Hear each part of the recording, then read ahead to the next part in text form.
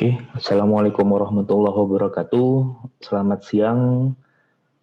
Jadi siang hari ini kita coba menjelaskan atau saya akan menjelaskan terkait dengan spesifikasi umum. Nah,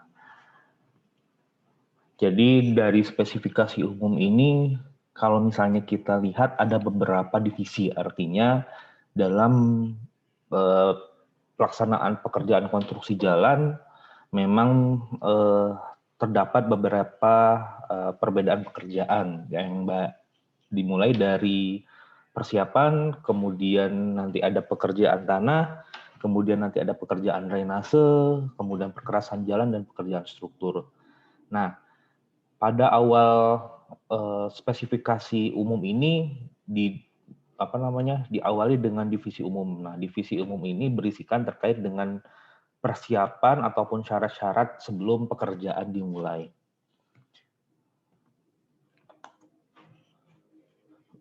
Oke, nah kalau misalkan kita lihat memang pelaksanaan yang dikerjakan oleh kontraktor ini sangat kecil ya, tetapi waktu yang dibutuhkan itu sangat besar dan tanggung jawab juga besar. Karena apa? Karena pada periode pelaksanaan ini akan berdampak terhadap hasil dan hasil dan kinerja ya, hasil dan kinerja dari pekerjaan tersebut terhadap masyarakat. Artinya ketika jalan itu sudah dibangun ataupun sudah sudah terlaksana, maka akan dilalui atau dilintasi oleh kendaraan lah, di mana setiap pengguna jalan itu pasti akan merasakan bagaimana kinerja fungsional, artinya kenyamanan, kemudian kerataan, kemudian kekasaran dari si permukaan jalan dan dari kinerja struktural. Apakah umur dari perkerasaan ini atau umur layan atau umur rencana dari perkerasan jalan ini sesuai dengan rencana atau tidak. Nah, maka dari itu semua persiapan yang harus dikerjakan oleh kontraktor dan diawasi oleh konsultan pengawas atau MK dan dikontrol, semua itu harus memenuhi yang namanya spesifikasi. Ingat spesifikasi tadi apa? Nah, jadi segala sesuatu ataupun segala pekerjaan, tahapan pekerjaan yang akan dilakukan itu termasuk sumber daya bahan, material, kemudian sumber daya alat, dan metode pelaksanaan itu harus sesuai dan memenuhi standar. Oke, nah jadi kita masuk ke metode pelaksanaan, di mana metode pelaksanaan ini didasari dengan spesifikasi umum Bina Marga 2018. Nah, spesifikasi umum 2018 ini adalah spesifikasi umum terakhir yang dikeluarkan oleh Direktorat Jenderal Bina Marga ya. Nah, sebelum spesifikasi umum 2018 itu ada spesifikasi umum 2010 revisi 3. Nah, kemudian diupdate menjadi tahun 2018. Memang ada beberapa perubahan divisi, ada penambahan dan pengurangan divisi. Nah, di spesifikasi umum 2018 ini terdapat 10 divisi, artinya sudah mencakup semua pekerjaan konstruksi jalan yang dikerjakan di lapangan ya. Oke, yang pertama adalah divisi 1 adalah divisi umum. Ini adalah divisi yang berisikan persiapan ataupun persyaratan-persyaratan umum dalam pelaksanaan konstruksi jalan. Kemudian pekerjaan di divisi 2 itu adalah pekerjaan drainase terkait dengan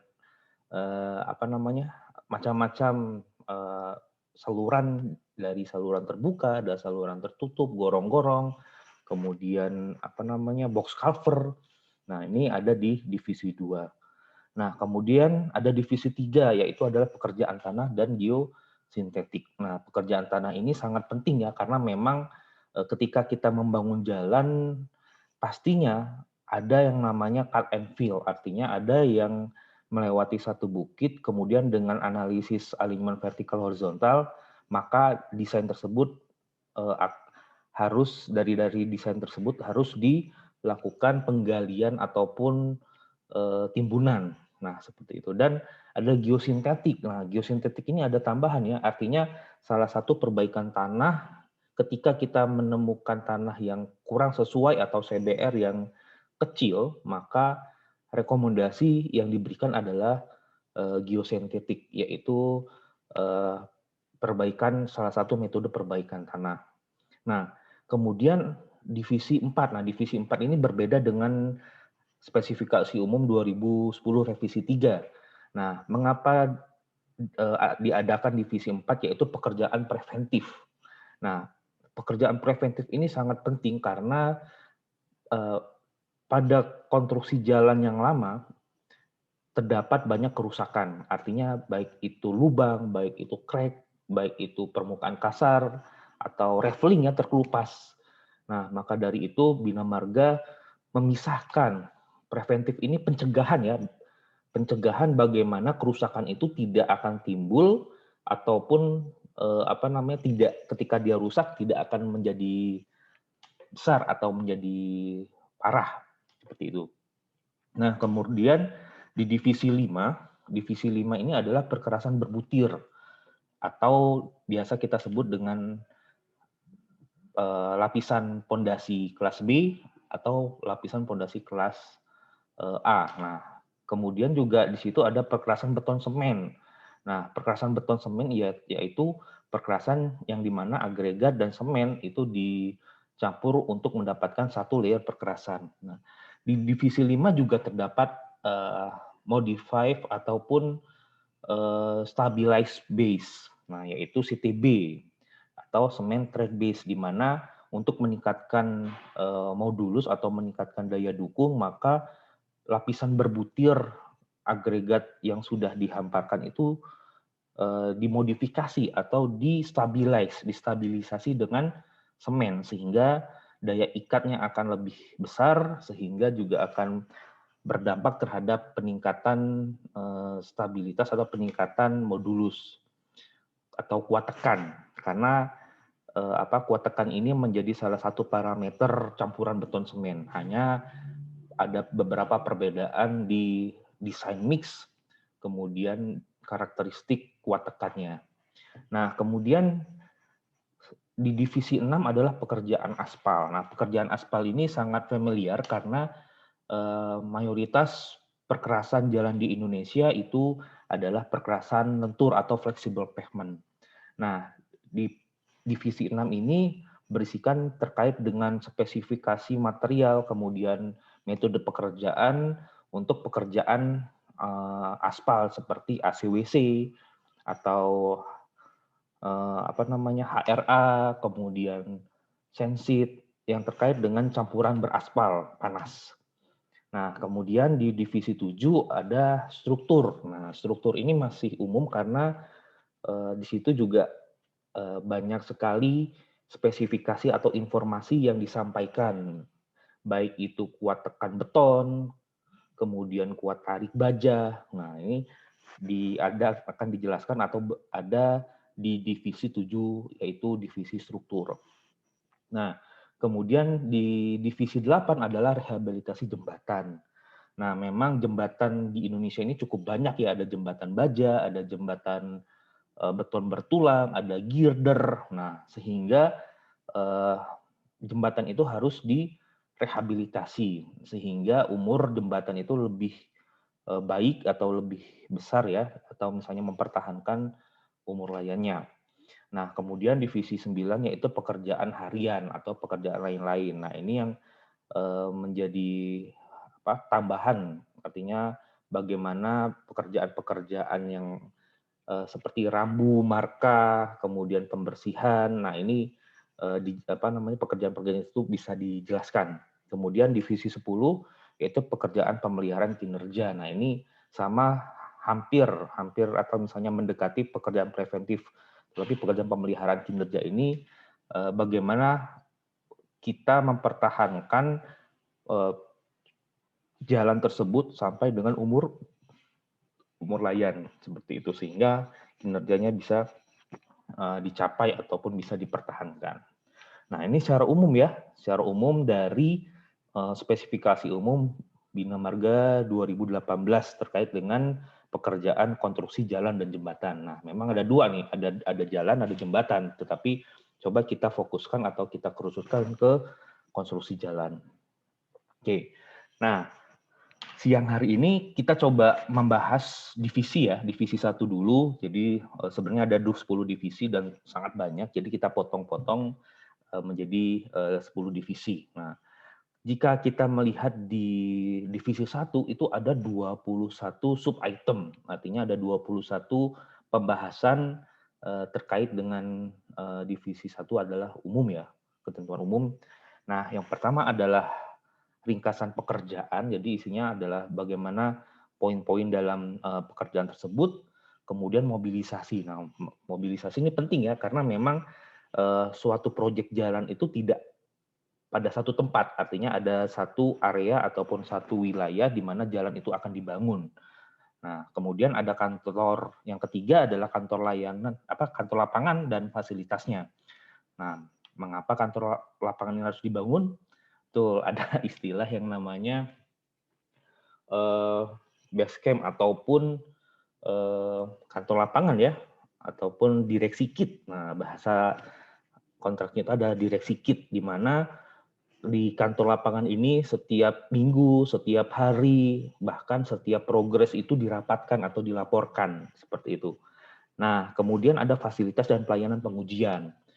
Ya, kita tahu sendiri bahwa namanya campuran beraspal, kemudian agregat kelas A, kelas B itu kan harus memenuhi spesifikasi, apalagi beton ya, apalagi campuran beton, di mana ada nilai kuat tekan, ada nilai Marshall atau nilai stabilitas yang harus dipenuhi. Artinya untuk meminimalkan untuk memaksimalkan kinerja atau kualitas, maka si kontraktor itu harus mengadakan fasilitas atau pelayanan pengujian seperti itu.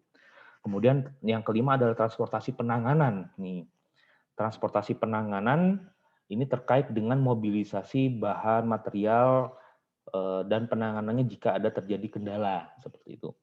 Nah, kemudian yang keenam adalah pembayaran sertifikat bulanan. Nah, memang salah satu metode pembayaran itu adalah monthly payment ya. Jadi pembayaran bulanan, sehingga progres dari kontraktor itu harus dilaporkan dan disampaikan ke owner terkait dengan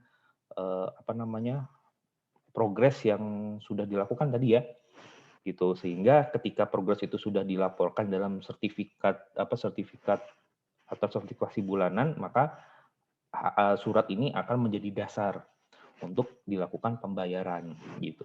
Kemudian pembayaran bersyarat. Nah, ini jika ada ya, ini biasanya ini hal-hal tertentu saja. Kemudian ada manajemen dan keselamatan lalu lintas. Nah, ini penting ya, karena terkadang permasalahan konstruksi jalan itu adalah sudah ada jalan, tetapi di jalan tersebut harus dilakukan konstruksi jalan. Nah, sehingga si kontraktor harus membuat jalan lain ataupun membuat jalan alternatif. Nah, atau yang kedua, ada jalan existing kemudian dilakukan pelebaran ataupun perbaikan sehingga jalan itu harus dialihkan atau diatur lalu lintasnya sehingga tidak terjadi kecelakaan ataupun pengguna jalan itu merasa nyaman. Seperti itu. Tetapi memang banyak beberapa kendala ya, beberapa kendala di lapangan itu sering terjadi kemacetan. Itu wajar. Karena apa? Biasanya pertama yang kapasitasnya adalah misalnya 4 lajur karena ada pembangunan jadi 2 lajur. Kemudian yang awalnya 2 lajur menjadi 1 lajur, bahkan ditutup dan dialihkan ke alternatif jalur lain. Oke, nah kemudian yang ke-9 adalah kajian teknis lapangan atau field engineering. Nah, ini hal yang sangat penting ya, karena apa? Karena terkadang DED atau design engineering detail engineering design itu harus diklarifikasi dengan kondisi lapangan. Contohnya misalkan, wah di sini awalnya ada jembatan dengan lebar 9 meter dari topografi DED. Nah, kemudian diklarifikasi dengan kontraktor. Nah, ketika diklarifikasi ternyata lebarnya berbeda, sehingga dia butuh bentang yang berbeda juga atau lebih besar. Nah, ini harus didiskusikan dengan pihak-pihak terkait. Contohnya untuk galian dan timbunan, ada perbedaan segera didiskusikan. Nah, ini fungsi dari kajian teknis lapangan seperti itu. Nah, kemudian standar rujukan nomor 10. Nah, ini yang sudah sering kita lihat di laboratorium ataupun di pengujian-pengujian, bahwa di situ terdapat standar SNI dari ASTO, dari British standar, kemudian dari mana lagi? Dari ASTO, dari ASTM. Nah, ini semua standar-standar ini yang akan menjadi referensi dalam pengujian, metode pelaksanaan, seperti itu. Nah, kemudian yang ke-11 adalah bahan dan penyimpanan. Nah, bahan penyimpanan ini terkait dengan bagaimana kita menjaga kualitas bahan tersebut. Nah, contohnya agregat. Nah, agregat itu kan tidak boleh terlalu terlalu kena debu ataupun harus tertutup di stockpile, aspal dan patching plan, AMP. Nah, ini harus terjaga. Yang ke-12 adalah jadwal pelaksanaan. Nah, jadwal pelaksanaan ini terkaitannya dengan kurva S. Nah, jadi si kontraktor dia harus menyiapkan kurva S. Artinya ada kurva S rencana, kurva S existing, seperti itu. Kemudian melihat dari perbedaan antara rencana dan existing itu apa yang terjadi, mengapa dia telat, apakah terkendala dari transportasi material, apa terkendala dari alam, misalkan hujan atau seperti apa. Nah, ini harus dijelaskan. Nah, kemudian yang ke-13 itu ada prosedur perintah perubahan. Nah, ini yang disebut dengan adendum. Nah, memang tidak semua proyek ataupun tidak semua pekerjaan konstruksi jalan di lapangan itu berjalan mulus. Terkadang beberapa kendala seperti misalkan kendala keuangan, kendala volume, kendala non teknis. Nah, semua kendala-kendala itu menjadi justifikasi jika ada perubahan, baik itu perubahan kualitas atau CCO, kemudian perubahan waktu yang awalnya 6 bulan menjadi 7 bulan. Nah, ini ada prosedurnya, ada tahapan yang disebut dengan addendum atau perubahan pekerjaan. Nah, seperti itu. Nah, kemudian yang nomor 14 adalah pemeliharaan jalan yang berdekatan dengan dan bangunan pelengkap. Nah, kita jangan menyampingkan suasana ataupun kondisi di sekitar konstruksi kita ya. Kita harus bertanggung jawab. Artinya jika ada jalan existing, maka itu harus kita pelihara atau kita harus buat jalan tersebut menjadi jalan yang nyaman. Artinya kita juga harus bertanggung jawab bukan di area kita bekerja saja, tetapi di area sekitar pekerjaan yang kita lakukan seperti itu. Dan tambahan bangunan pelengkap, misalkan dari rambu, kemudian apakah kita harus butuh jembatan sementara. Nah, oke. Nah, kemudian yang ke-15 itu adalah dokumen rekaman pekerjaan. Nah, ini sangat penting ya, karena dokumen rekaman pekerjaan ini menjadi bukti dari awal kita proses, dari kontraktor awal pekerjaan sampai ke akhir pekerjaan. Di situ banyak isinya, baik itu dari surat jika terjadi adendum, maka file ataupun surat atau buku tersebut harus disimpan. Kemudian ada namanya ASBUI drawing. Nah, masih ingat ASBUI drawing kemarin? Itu adalah gambar yang sudah terpasang. Artinya kontraktor wajib membuat ASBUI drawing. Ketika ada volume yang berubah, maka yang dipakai, yang digunakan terakhir itu adalah ASBUI drawing. Terus apalagi misalkan surat perintah kerja dari awal. Nah, semua surat-surat dokumentasi, kemudian volume itu terekam semua dalam dokumen rekaman pekerjaan. Nah, ini bisa dalam bentuk fisik, biasanya minta dalam bentuk fisik dan bentuk soft file. Karena untuk menjaga jika hard copy-nya itu menghilang ataupun ada kendala terbakar atau seperti apa.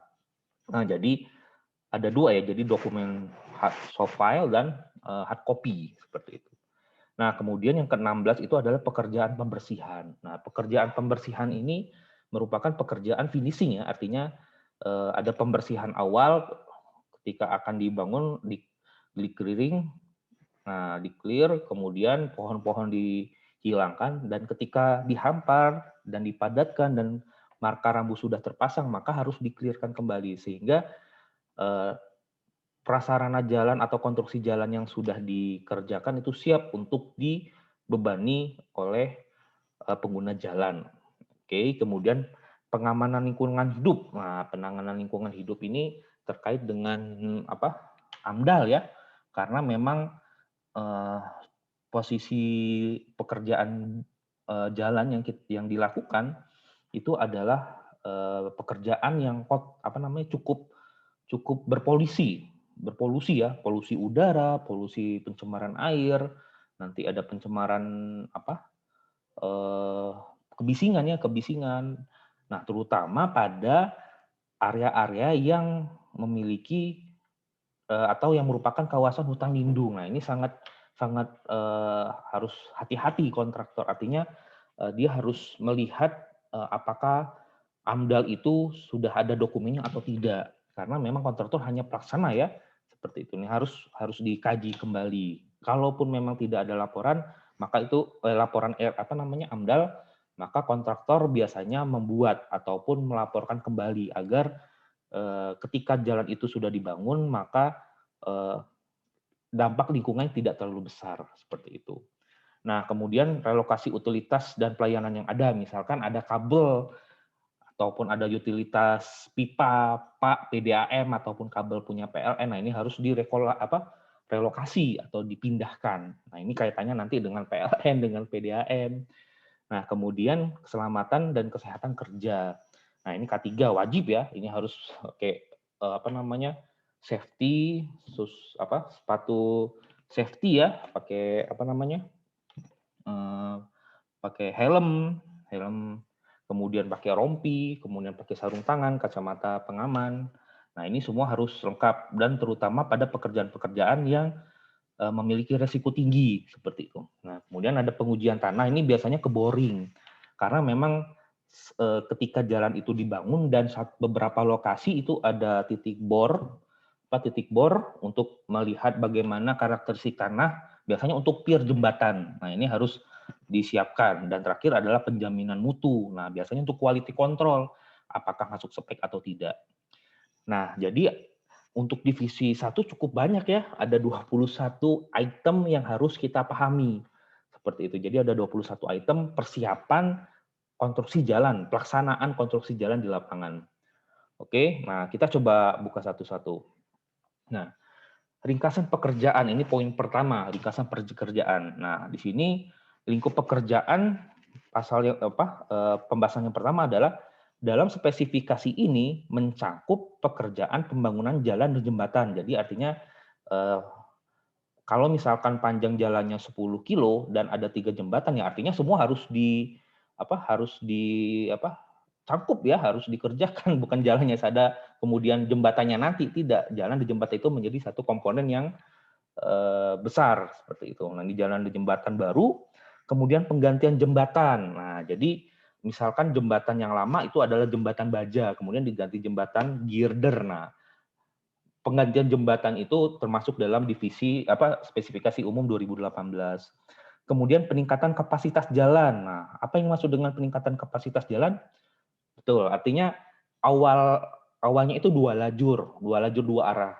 Nah, ini kemudian dengan permasalahan kemacetan, kemudian peningkatan peningkatan volume kendaraan. Nah, sehingga dianalisis dengan dampak lalu lintas, maka rekomendasinya adalah jalan itu harus dilebarkan. Yang awalnya dua lajur dua arah menjadi 4 lajur dua arah. Nah, artinya ada pelebaran. Nah, di jalur yang dilebarkan itu maka harus dibangun ataupun dikerjakan ataupun dikonstruksi. Maka dari itu bagian jalan yang dikonstruksi tersebut itu adalah referensi dari Bina Marga 2018, spesifikasi Bina Marga 2018. Nah, ini peningkatan kapasitas jalan nih. Kemudian peningkatan kapasitas jembatan. Nah, ini juga sama ya. Kemudian preservasi jalan. Nah, ini termasuk semua bangunan pelengkap, artinya pencegahan untuk mendapatkan ataupun mencapai umur layan jalan. Rehabilitasi jembatan. Nah, ini direhabilitasi ya, diperbaiki apabila ada yang rusak, kemudian dinormalisasi. Perkuatan struktur jembatan termasuk bangunan pelengkap. Nah, ini ada perkuatan struktur jembatan. Ini memang jalan dan jembatan ya, jalan dan jembatan. Jadi semua aspek jalan dan jembatan itu sudah termasuk, baik itu pembangunan jalan baru atau jembatan baru, penggantian, kemudian peningkatan kapasitas, kemudian perkuatan. Nah, ini jadi lingkupnya cukup besar ya, gitu. Nah, kemudian poin yang kedua adalah dalam spesifikasi ini mengharuskan penyedia jasa untuk melakukan survei lapangan yang cukup detail berdasarkan gambar. Nah, jadi ketika kontraktor mendapatkan gambar rencana, maka gambar itu harus diklarifikasi oleh kontraktor dengan survei lapangan, field engineering, yang kemarin kita cerita bahwa ada namanya field engineering yang dilakukan oleh kontraktor untuk mengklarifikasi, baik itu dengan pengukuran topografi ulang, kemudian sama tenaga ahli dicek apakah sesuai atau tidak desain yang dikeluarkan oleh oleh konsultan perencana seperti itu. Jadi dilakukan survei yang cukup detail ya untuk memastikan dari gambar tersebut sudah sesuai atau tidak seperti itu. Nah, juga menyiapkan gambar kerja shop drawing yang diperiksa dan disetujui oleh pengawas pekerjaan. Nah, ingat gambar kemarin ada 3. Ada gambar rencana, ada gambar kerja, ada as-built drawing. Nah, jadi ada 3. Gambar rencana itu adalah gambar yang dikeluarkan oleh konsultan perencana sebagai keluaran desain. Kemudian gambar rencana ini menjadi dokumen lelang, kemudian diterima oleh kontraktor pemenang, dan gambar rencana ini harus diklarifikasi ulang oleh kontraktor, paham ya, oleh kontraktor, kemudian dicek, diklarifikasi lagi di lapangan, sehingga jika ada perubahan, maka gambar tersebut itu akan diubah menjadi shop drawing. Nah, shop drawing ini kemudian diasistensikan, diperiksa, dan disetujui oleh pengawas. Ada beberapa yang disetujui oleh, harus disetujui sama owner ya. Oke, nah shop drawing ini adalah gambar yang akan dilaksanakan bukan gambar rencana lagi, tapi gambar shop drawing. Nah, kemudian dikerjakan, baik itu dari pekerjaan tanah, pekerjaan pondasi, kemudian pekerjaan drainase, pekerjaan perkerasan, sampai jembatan. Nah, kemudian diukur kembali oleh kontraktor. Diukur kembali, kemudian dikeluarkanlah yang namanya as-built drawing. Itu gambar yang sudah terpasang. Nah, jadi dari poin persiapan ini adalah si kontraktor harus survei untuk mengklarifikasi, survei lapangan ya, mengklarifikasi gambar rencana, kemudian si kontraktor harus membuat shop drawing. Nah, gitu. Kemudian poin ketiga apa? Penyedia jasa harus melaksanakan semua pekerjaan yang tercantum dalam kontrak. Nah, jadi kontrak itu cukup tebal ya, artinya poin-poin dalam kontrak itu harus dikerjakan dan memperbaiki cacat mutu. Nah, jika ada terjadi perubahan atau perbedaan dari hasil klarifikasi di lapangan atau field engineering, maka dilakukan rapat, lakukan diskusi untuk dilakukan perubahan. Artinya harus ada diskusi dari semua pihak ya selama kontrak sebelum berakhir waktu yang diberikannya. Jadi sebelum akhir ya harus diperbaiki ya cacat-cacat mutu ataupun perubahan atau perbedaan. Nah, termasuk pekerjaan pemeliharaan kinerja dan jalan dan jembatan pada waktu yang diberikan selama masa pelaksanaan. Nah, artinya pemeliharaan itu tidak dilewatkan ya, bukan berarti sudah selesai pekerjaan, selesai tidak, tetapi ada pemeliharaan kinerja, apalagi bagi kontraktor yang memiliki kontrak PBC atau performance based contract. Nah, ini cukup panjang kontraknya sampai umur layan selesai, dia harus bertanggung jawab jika ada terjadi kerusakan ataupun penanganan yang harus dilakukan. Nah, jadi ini poin ketiga. Kemudian ada poin keempat. Nah, poin keempat ini adalah lingkup pekerjaan termasuk tetapi tidak terbatas seluruh pekerjaan terkait dengan. Nah, ini jadi ada tambahan-tambahan. Yang tadi ada fasilitas dan pelayanan pengujian, jadi kontraktor harus harus menguji ya, menguji, kemudian manajemen dan kesehatan lalu lintas ini ketiga ya, manajemen dan keselamatan lalu lintas ini yang tadi misalkan ada pengalihan jalan alternatif itu harus dianalisis atau harus diterapkan seperti itu. Kemudian K3, kemudian ada pengamanan lingkungan hidup sama manajemen mutu. Nah, ini yang termasuk yang tadi ya, gitu. Jadi sebenarnya kalau melihat ringkasan pekerjaan itu cukup panjang kalau misalnya dibaca di spesifikasi umum tadi, tapi yang disampaikan ini hanyalah poin-poinnya seperti itu. Oke. Nah, kemudian dari ringkasan pekerjaan tersebut ada ketentuan. Paham ya? Jadi yang harus dipegang oleh kontraktor.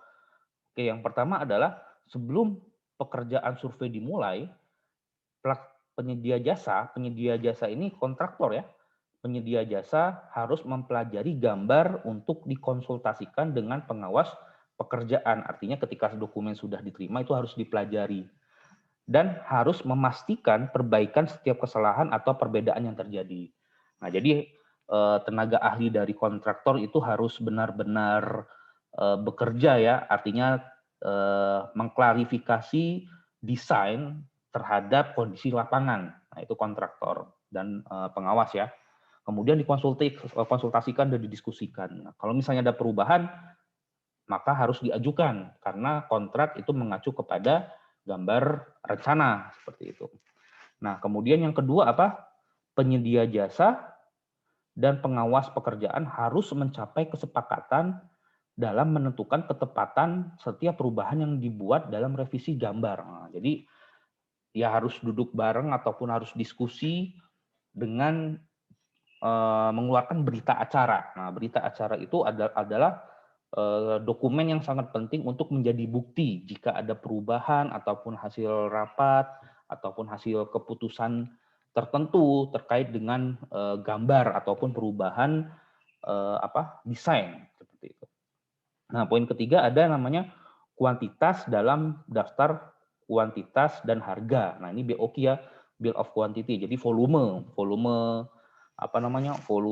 pekerjaan dapat diubah oleh pengawas pekerjaan setelah penyesuaian terhadap seluruh rancangan setelah selesai. Nah, ini jadi harus dicek lagi ya, di mana penyesuaian ini harus berdasarkan data survei lapangan yang dikumpulkan oleh penyedia jasa atau kontraktor. Nah, ini jadi ketika si kontraktor atau penyedia jasa sudah melakukan klarifikasi lapangan, maka dia pulang lagi, dipelajari lagi, dibandingkan antara rencana dan hasil klarifikasi lapangan ataupun studi lapangan, field engineering, kemudian dia evaluasi apa saja item-item pekerjaan yang berubah, apa saja volume-volume yang berubah, kemudian dibuat berita acara. Nah, ini poin ketiga ya, jika ada perubahan maka dia harus mengajukan ataupun melaporkan perubahan itu. Nah, kemudian keempat, mengecek gambar dan BOQ yang tadi ya, didasarkan dari hasil pengukuran dalam rangka kajian teknis lapangan yang tadi field engineering ya. Kemudian yang merupakan suatu kegiatan untuk mencari kesesuaian antara rancangan asli, ini gambar rencana ya, yang ditujukan oleh gambar dengan kebutuhan aktual lapangan dari klarifikasi lapangan yang terdiri dari survei lapangan dan analisis data lapangan. Nah, ini jadi si kontraktor atau tenaga ahli kontraktor harus benar-benar bekerja untuk mengklarifikasi perubahan-perubahan yang terjadi di lapangan. Nah, yang poin kelima, apabila terjadi perubahan antara gambar dan kuantitas, maka harus dilakukan proses perubahan kontrak atau adendum kontrak. Adendum itu perubahan ya. Jadi kontraknya awalnya berapa volumenya, kemudian gambarnya seperti ini, maka si kontraktor supaya tidak salah ataupun supaya ketika ada pemeriksa, wah ini kenapa berbeda, maka si kontraktor harus segera mengajukan adendum kontrak atau perubahan kontrak, baik itu gambar, kemudian volume, RAB. RAB itu dampak ya, yang menjadi adalah volume dan item pekerjaan. Nah, ini ketentuan teknis, jadi kontraktor harus benar-benar kalau misalnya kalian jadi kontraktor, kalian harus benar-benar jeli ya terkait dengan kondisi teknis ataupun perubahan-perubahan yang sering terjadi di lapangan. Oke, nah kemudian umum ya di divisi 1 di subbab kedua itu adalah mobilisasi. Nah, jadi apa itu mobilisasi menurut spesifikasi umum 2018? Jadi dalam uraian mobilisasi ini adalah lingkup kegiatan mobilisasi yang diperlukan dalam kontrak ini akan tergantung pada jenis dan volume pekerjaan yang harus dilaksanakan. Nah, jadi banyak ya tergantung jenis dan volumenya gitu. Misalkan dia ada volume pekerjaan tanah, nah di situ ada mobilisasi alat, kemudian ada pekerjaan aspal itu juga ada mobilisasi alat. Nah, sebagaimana disyaratkan di bagian lain. Nah, jadi ada bagian-bagian yang ada kegiatan mobilisasi ya. Nah, kemudian dan secara umum harus memenuhi syarat berikut. Yang pertama adalah ketentuan mobilisasi untuk semua kontrak. Nah, jadi untuk semua ya. Yang pertama adalah penyewaan dan pembelian sebidang lahan untuk base camp. Base camp ini direksi kit ya. Base camp itu direksi kit, penyedia jasa dan kegiatan pelaksanaan. Nah, jadi kita tahu bahwa lahan yang akan digunakan untuk konstruksi jalan itu adalah lahan yang tidak boleh diganggu. Nah, terkadang mereka ataupun kontraktor dia membuat direksi kit itu di area tersebut. Nah, terkadang juga ada beberapa kontraktor yang membutuhkan lahan tertentu, untuk batching plan, untuk AMP, kemudian untuk base camp atau direksi kit, untuk kantor, untuk naruh ataupun meletakkan bahan material. Nah, di situ kontraktor itu harus menyediakan. Nah, bagaimana menyediakan itu padahal tanahnya bukan punya mereka gitu. Tanahnya yaitu misalnya punya warga atau punya pemerintah. Nah, apabila tanah itu punya warga ataupun punya penduduk setempat, maka kontraktor itu harus menyewa atau bahkan membeli sebidang lahan untuk dilaksanakan base camp atau direksi kit gitu. Jadi untuk mempermudah mobilisasi dari kantor ke lapangan seperti itu. Nah, kemudian yang kedua adalah mobilisasi semua personil penyedia jasa sesuai dengan struktur organisasi. Nah, jadi penyedia jasa personil. Personil ini bisa general manager, bisa tenaga ahli, bisa operator alat, bisa tukang ya. Jadi semua personil penyedia jasa atau kontraktor itu harus sesuai dengan organisasi. Jadi dimobilisasi. Jadi melakukan pergerakan di sana ya, yang telah disetujui oleh pengawas pekerjaan. Jadi harus disetujui dulu bahwa kalau misalnya misalnya ini contoh beberapa daerah yang harus daerah yang memiliki peraturan tertentu ya. Ini biasanya bandara. Bandara itu harus ada pas bandara, harus ada tes syarat-syarat tertentu. Nah, kalau jalan biasanya hanya disetujui dengan orang-orang yang terlibat saja. Karena apa? Ya karena setiap kegiatan di lapangan itu akan kaitannya dengan K3 atau kesehatan keselamatan kerja. Keselamatan kesehatan kerja ya. Oke. Nah, kemudian termasuk para tenaga kerja yang diperlukan dalam pelaksanaan dan penyelesaian pekerjaan dalam kontrak. Jadi semua hal orang-orang yang terlibat itu dimobilisasi, artinya ada pemindahan lokasi. Kemudian ada ketiga, mobilisasi dan pemasangan instalasi konstruksi. Nah, ini di situ banyak sekali alat-alat, kemudian instalasi-instalasi ya, baik itu listrik, kemudian air, dan semua peralatan sesuai dengan daftar peralatan yang tercantum dalam penawaran. Jadi nanti kontraktor itu kan menawar berapa jumlah alat, kapasitas alatnya berapa, kemudian jenis alatnya apa. Nah, ini harus dicek atau dimobilisasi seperti itu. Nah, kemudian penyediaan dan pemeliharaan base camp, penyedia jasa termasuk kantor, lapangan, tempat tinggal, bengkel, gudang, beserta alat-alat lainnya. Artinya selama masa pekerjaan si kontraktor atau penyedia jasa itu wajib memelihara. Seperti itu, wajib memelihara ya, jangan ketika sudah Minggu pertama itu rapi, kemudian minggu kedua, minggu ketiga, bulan kedua, bulan ketiga udah nggak karuan ataupun kurang rapi ya. Seharusnya kontraktor ataupun penyedia jasa itu harus memelihara, gitu. Karena itu menjadi salah satu penilaian kinerja dari kontraktor. Kemudian perkuatan jembatan existing untuk pengangkutan alat-alat berat jika diperlukan. Nah, ini jika memang area jalannya itu cukup jauh dan ketika akan dilakukan mobilisasi, maka kontraktor harus memperkuat jembatan existing. Nah, agar apa? Ketika jembatan itu dilewati, maka tidak akan terjadi kendala misalnya retak ataupun rusak jembatannya. Itu wajib ya si penyedia jasa. Kemudian mobilisasi personil inti dan peralatan utama dapat dilakukan secara bertahap. Nah, secara bertahap sesuai dengan kebutuhan lapangan yang disepakati dalam rapat persiapan pelaksanaan. Nah, jadi dicek personil inti ya dan peralatan utama ini harus diklarifikasi nih ketika rapat persiapan pelaksanaan di awal. Kemudian lahan base camp, nah, termasuk kantor, tempat tinggal, bengkel, gudang, lab, kemudian perlengkapan semua harus disediakan oleh penyedia jasa. Nah, ini atau disebut dengan deteksi kit ya. Kemudian ketentuan mobilisasi kantor, lapangan, dan fasilitasnya, ini terkait dengan direksi kit juga. Kemudian mobilisasi fasilitas pengendalian mutu, ini quality control ya, quality control. Kemudian mobilisasi untuk semua kontrak. Jadi semua hal-hal yang perlu dimobilisasi maka harus dicantumkan dalam item mobilisasi. Nah, di sini harga satuannya LS atau lamsam ya. Jadi nanti di AHS biasanya ada item-item yang harus dijabarkan seperti itu. Nah, ini mobilisasi. Oke, nah kita coba lanjutkan ke subbab berikutnya yaitu kantor lapangan atau fasilitasnya. Nah, kantor lapangan ini biasa disebut dengan direksi kit ya.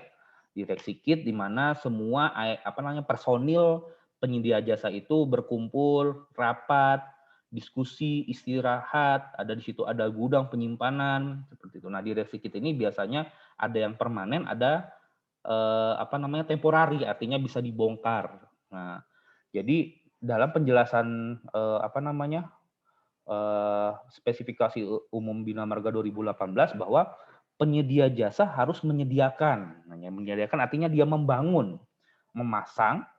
menyediakan, membangun, memasang, memelihara. Nah, jadi dipelihara, membersihkan, menjaga, dan pada saat selesai kontrak harus memindahkan atau membuang semua bangunan kantor darurat, artinya dihilangkan semua.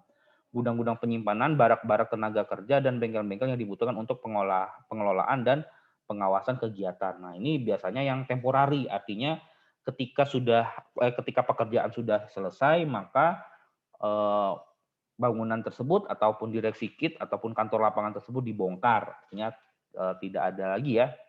Nah, kemudian kantor dan fasilitas yang disiapkan oleh penyedia jasa menurut seksi ini tetap menjadi milik penyedia jasa setelah kontrak berakhir. Nah, artinya tetap punya kontraktor karena yang membangun kontraktor seperti itu. Nah, ini contohnya ya, ini punya PT Wika Waskita Karya di mana kontrak direksi kit ataupun kantor lapangan ini cukup rapi ya karena memang direncanakan dan dijaga kinerjanya baik itu kebersihan, keamanan, kenyamanan untuk semua personil lapangan seperti itu. Nah, kemudian ada fasilitas dan pelayanan pengujian. Nah, jadi si kontraktor ini wajib mengadakan pelayanan pengujian karena memang semua campuran beraspal itu kan harus baik itu aspal dan beton ya, campuran beraspal dan campuran beton itu harus dicek ataupun harus diuji untuk kinerjanya baik itu kuat tekan, tarik lentur, kemudian marshal ataupun stabilitasnya. Nah, itu harus dicek agar sesuai dengan spesifikasi. Nah, apa saja yang dijelaskan dalam spesifikasi umum 2018? Nah, ini pekerjaan ini mencakup penyediaan lahan. Nah, jadi penyediaan bahan ini terkait dengan material ya, baik itu agregat, aspal, semen, kemudian tanah. Nah, kemudian ada fasilitas. Nah, fasilitas ini biasanya berupa lab. Memang beberapa kontraktor dengan pekerjaan yang skalanya cukup besar, biasanya ada lab di lapangan. Kemudian ada pekerja, ini biasanya teknisi ya. Teknisi, kemudian pelayanan, dan hal-hal yang lain yang diperlukan untuk melaksanakan pengujian pengendalian mutu. Nah, ada pengujian pengendalian mutu. Aspal ketika dia di di AMP, di mixing, kemudian ambil sampel, diuji coba dengan Marshall, dicek berapa stabilitasnya. Kemudian ketika dihampar, di core, dicek density atau kepadatannya, tebalnya berapa, dicek di lab juga ya untuk pengendalian mutu. Dan kecakapan kecakapan kerja ya yang disyaratkan dalam kontrak. Nah, penyedia jasa harus bertanggung jawab atas pelaksanaan semua pengujian dan berkoordinasi dengan manajer kendali mutu. Nah, ini kembali ke pengendalian mutu ya, dan di bawah pengawasan pengawas pekerjaan. Artinya kontraktor ataupun penyedia jasa harus bertanggung jawab ya, artinya dia harus mencapai kinerja, harus mencapai spesifikasi. Nah, jika tidak akan bermasalah, biasanya terjadi kerusakan dini ataupun kerusakan yang lebih cepat karena faktor dari kinerja itu menjadi satu tolak ukur keberhasilan dari pelaksanaan di lapangan. Kemudian penyedia jasa harus melaksanakan pengujian pengendalian mutu di laboratorium lapangan. Nah, jadi yang sudah dibuat sama kontraktor, nah ini contohnya ya, ini contohnya salah satu contoh di lab, di laboratorium dan atau laboratorium mobile. Nah, jadi ada laboratorium yang bisa dipindah, bukan mobile, benar tidak, tapi biasanya dibangun kemudian temporari, ada satu ruangan khusus, kemudian alat-alat diletakkan di sana, dilakukan pengujian, kemudian bisa dibongkar ya, artinya temporari. Kemudian atau di laboratorium lain yang disetujui oleh pengawas pekerjaan. Nah, biasanya jika kontraktor itu tidak membangun laboratorium di lapangan, kemudian tidak ada laboratorium mobile, maka biasanya penyedia jasa atau kontraktor dia bekerja sama dengan instansi laboratorium lain.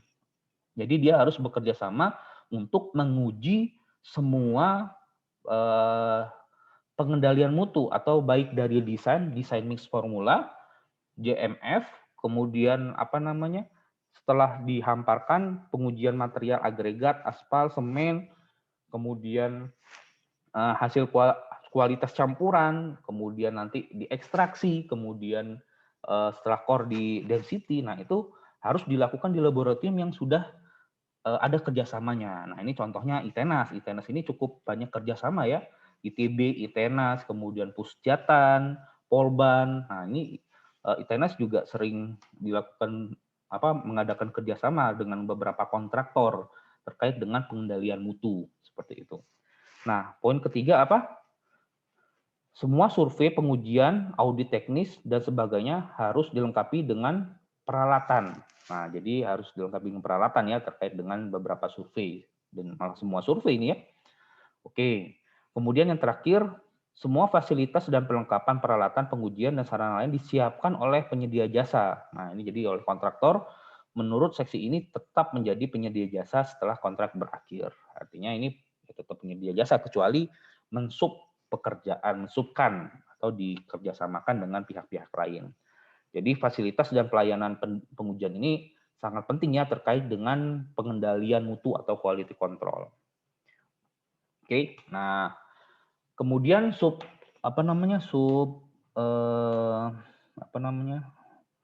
subdivisi ya. Subdivisi berikutnya itu adalah transportasi dan penanganan. Jadi bagaimana kita memobilisasi ataupun melakukan perpindahan atau transportasi baik itu alat, bahan, kemudian kendaraan dan yang lain-lain ya. Jadi semua yang bisa dimobilisasi itu harus dikaji transportasi dan penanganannya. Oke. Nah, bagian ini penjelasannya ya. Jadi bagian seksi ini menetapkan ketentuan-ketentuan untuk transportasi dan penanganan tanah, bahan campuran aspal panas, bahan lain dan peralatan dan perlengkapan lainnya. Jadi dari transportasi itu banyak sekali, kalau misalnya kalian baca banyak sekali parameter yang harus dipertimbangkan, baik itu dari transportasi ketika kita melakukan apa namanya, pembangunan di tengah pergerakan yang cukup besar, misalnya di tol, nah ini harus ditangani ya, harus dilakukan manajemen lalu lintas seperti itu terkait dengan penanganannya. Dan juga terkait dengan jalurnya. Nah ini contohnya eh, kecelakaan ya, artinya ini harus ada quality control terkait dengan jalur, kemudian kendaraannya, kemudian drivernya, kondisi truknya gitu. Nah, pada poin ini bisa disimpulkan harus ada persetujuan rencana rute pengangkutan. Artinya ketika ada rencana transportasi atau mobilisasi itu harus didiskusikan ke pihak-pihak, misalkan ke owner ataupun ke pengawas. Nah, itu harus disetujui. Nah, penyedia jasa harus melakukan survei yang lengkap. Artinya dia harus mensurvei dulu ya bagaimana kondisinya, kemudian nanti penilaiannya seperti apa terhadap semua infrastruktur pada jalur-jalur pengangkutan di bawah pengawasan pengawas pekerjaan. Nah, artinya ini sering banyak terjadi ya ketika ada proyek, ya udah kita lewati aja jalan yang ada. Jalannya rusak. Nah, itu kontraktor harus memperbaiki jalan itu.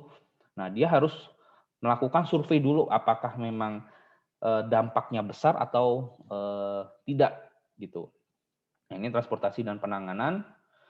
Nah, kemudian subdivisi berikutnya itu adalah pembayaran sertifikat bulanan. Jadi terkait dengan pembayaran dan progres pekerjaan seperti itu. Jadi harus sesuai dengan apa yang direncanakan, itu bisa dilihat dari kurva S.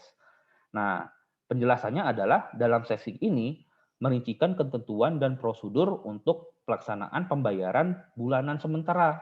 Jadi per bulan dan secara teratur dan melalui usulan sertifikat bulanan. Artinya nanti ada dokumennya, kemudian disiapkan dan diajukan oleh penyedia jasa, oleh kontraktor, kemudian diperiksa dan dievaluasi serta dan disahkan oleh pengawas pekerjaan. Jadi setiap progres misalkan sudah 50% dibuat dokumennya, kemudian dokumen itu menjadi dasar untuk pembayaran. Oke, kemudian usulan sertifikat bulanan harus merangkum ringkasan nilai semua jenis pekerjaan yang telah diselesaikan menurut masing-masing divisi dan spesifikasi ini. Nah, jadi semua item-item itu dilampirkan ya, dinilai, dicek, kemudian dihitung sejak tanggal mulai kerja, sejak SPMK. Masih ingat SPMK? Surat perintah mulai kerja. Nah, dicek dari awal apakah ada perubahan, peningkatan atau penurunan seperti itu. Nah, terhitung sejak tanggal mulai kerja atau SPMK tadi ya, kemudian dan juga harus menunjukkan persentase pekerjaan yang telah selesai atau telah diselesaikan dari setiap divisi.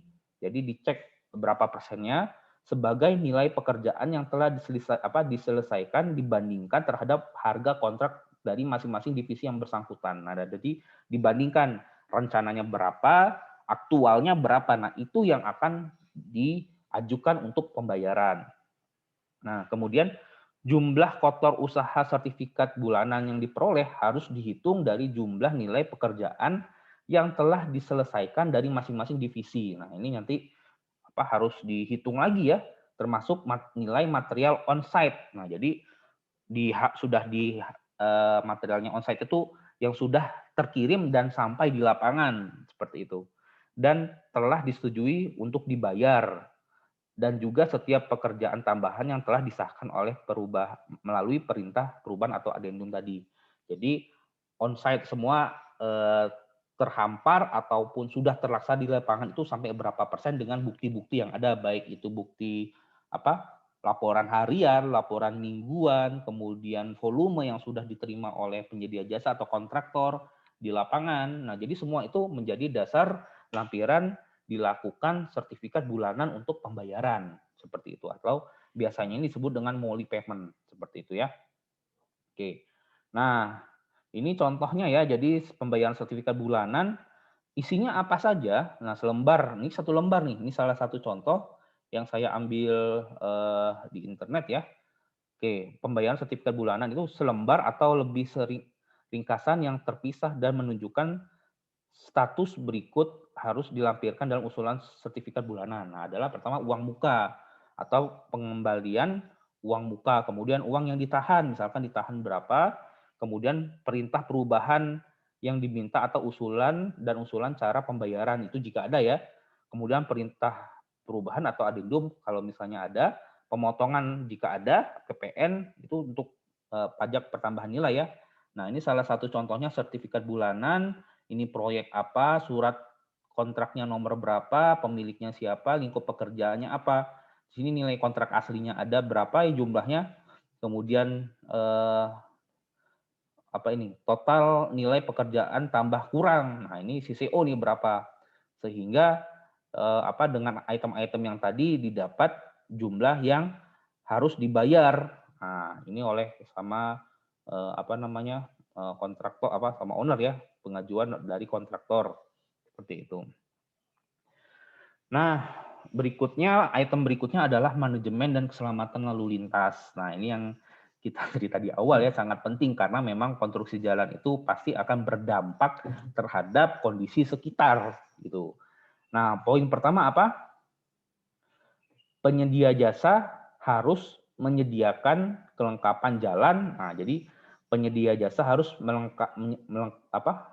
harus menyediakan kelengkapan jalan ya, baik itu rambu, misalnya jembatan sementara, misalnya nih jembatan sementara, dan tenaga manajemen keselamatan lalu lintas. Jadi ada beberapa pekerja yang fokus ke lalu lintas, misalkan untuk pengarah arah, yang memegang bendera dan melihat kondisi lalu lintas jika ada masalah ya.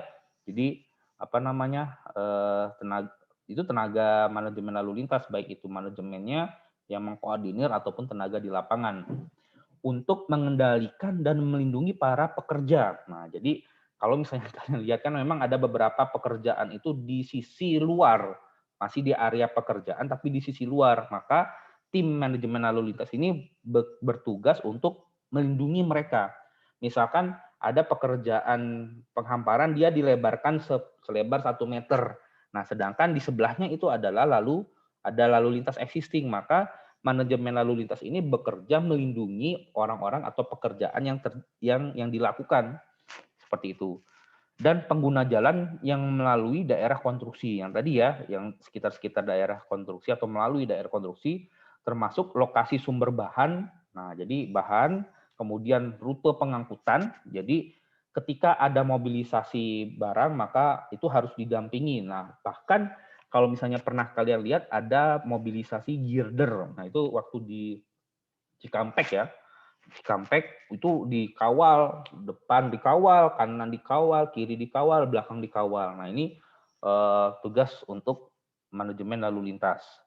Oke. Nah, kemudian sesuai dengan spesifikasi ini dan memenuhi rencana detail dan lokasi manajemen dan keselamatan lalu lintas yang telah disusun oleh penyedia jasa atau atas perintah pengawas pekerjaan. Nah, ini harus semua terutama pengawas pekerjaan ya yang harus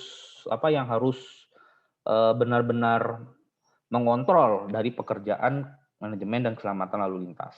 Oke. Nah, kemudian poin kedua adalah penyedia jasa harus menyediakan, memasang dan memelihara perlengkapan jalan dan jembatan sementara. Oke, jadi dia harus menyediakan, artinya memasang, artinya ada tambahan ya. Kalau misalnya emang sudah ada existing, dia dipertahankan, misalnya ada digeser, dia digeser. Kalau kurang itu ditambah terkait dengan keselamatan lalu lintas.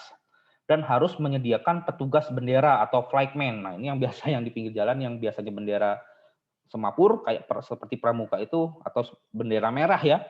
Ini yang menandakan bahwa ada pekerjaan jalan yang sedang dilakukan gitu. Dan atau alat pengaman pemakai jalan sementara menggunakan zona kerja, sepanjang zona kerja. Artinya nanti ada biasanya ya, saat diperlukan selama masa pelaksanaan. Jadi untuk pembatasan gitu. Kemudian manajemen dan keselamatan lalu lintas harus dilakukan sesuai dengan peraturan perundang-undangan yang berlaku. Ini ada standarnya. Kemudian Yang poin ketiga adalah pengaturan lalu lintas selama masa konstruksi harus dituangkan dalam rencana manajemen dan keselamatan lalu lintas atau RMKL. Nah, ini jadi ada dokumen tersendiri nih. Jadi kontraktor ataupun penyedia jasa harus membuat dokumen pengaturan lalu lintas. Jadi apabila ada perubahan jalan ataupun pengalihan jalan alternatif, maka di dalam dokumen itu harus terlampir. Jika ada penggunaan setengah lajur yang dipakai, maka dia harus dilampirkan setengah lajur. Satu lajur ya, satu lajur. Nah, ini disusun oleh penyedia jasa berdasarkan tahapan dan metode pelaksanaan pekerjaan. Jadi dilakukan oleh penyedia jasa ya. RMKL harus memenuhi ketentuan-ketentuan dan panduan dari Direktorat Jenderal Bina Marga. Nah, ini harus sesuai dengan peraturan mestinya seharusnya dan peraturan terkait lainnya yang berlaku. Jumlah dan jenis perlengkapan jalan dan jembatan sementara yang disediakan harus sesuai dengan rencana manajemen dan keselamatan lalu lintas. Ini ada di lampiran kalau misalnya kalian lihat di spesifikasi umum Bina Marga 2018 di halaman belakang itu ada lampiran. Nah, ini. Jadi di lampiran 1.8a, nah ini contohnya ya. Ini contohnya kondisi zona pekerjaan jalan 1, pengurangan lebar jalan tepi, ini pelebaran jalan tepi kurang dari 5,5 meter gunakan konsep zona pekerjaan jalan 2. Nah, jadi ini contohnya misalkan ada pekerjaan perbaikan. Nah, maka harus ada yang pertama itu ada rambu. Rambu ada pekerjaan jalan, kemudian ada kecepatan maksimum, kemudian ada arah ya, jadi harus mengikuti sini ya, harus mengikuti lajur ini. Nah, kemudian ada rambu rambu arah juga warna kuning garis-garis hitam ini. Kemudian masuk. Nah, karena di sini ada pekerjaan, jadi untuk menghindari pekerjaan ini maka dilakukan pengalihan dan dibuat. Nah, awalnya ini kan nggak ada nih, nggak ada lajur tambahan. Nah, kontraktor untuk mengamankan arus lalu lintas maka dia menambah lajur sementara. Nah, jadi ada pelebaran sehingga ada sedikit tikungan ya atau sedikit belokan di area pekerjaan jalan yang ada. Nah, kalau di sini 40 km. Nah, di sini sama ya kondisinya. Nah, tetap di sini juga harus ada pengaturan jarak ya. Ini biasanya termasuk menganut atau mereferensi ke pedoman peraturan Menteri Perhubungan nomor 67 tahun 2018. Jadi ada zona zona tertentu ya. Zona kemudian peringatan dini ini ada jarak-jarak tertentu yang harus dipenuhi. Ini bereferensi ke PM 67 tahun 2018. Nah, ada juga yang bergantian. Nah, ini biasa yang terjadi ya. Biasanya kalau kontraktor tidak atau penyedia jasa tidak melakukan pelebaran jalan, maka yang dilakukan adalah gantian ataupun biasa yang sering terjadi di Indonesia ya. Biasa ada perbaikan, kemudian satu jalur dengan tim petugas pengamanan. Kalau biasanya dibantu sama polisi lalu lintas. Nah, kemudian ini diganti kalau misalkan sudah lewat, kemudian sudah selesai di arah satu arah, kemudian di arah yang lain dia masuk. Nah, ini biasanya ada pekerjaan beton. Jadi misalnya ada pekerjaan peningkatan peningkatan struktur perkerasan jalan, itu biasanya jalan rusak, kemudian dihampar LC dan dilakukan penghamparan beton beton semen atau campuran beton atau rigid pavement. Nah, ini biasanya setengah-setengah nih. Nah, jika setengah-setengah artinya kan hanya satu lajur yang digunakan. Nah, biasanya gantian yang satu arah, kemudian setelah kosong arah yang lain dia masuk. Nah, atau jika perlu dan tidak ada petugas lalu lintas ataupun tim manajemen lalu lintas, maka dibantu dengan apil. Nah, apil ya, jadi seperti lampu merah ya, seperti di persimpangan. Nah, ini biasa mengontrol bagaimana kendaraan ini agar bisa lewat di sekitar pekerjaan konstruksi jalan.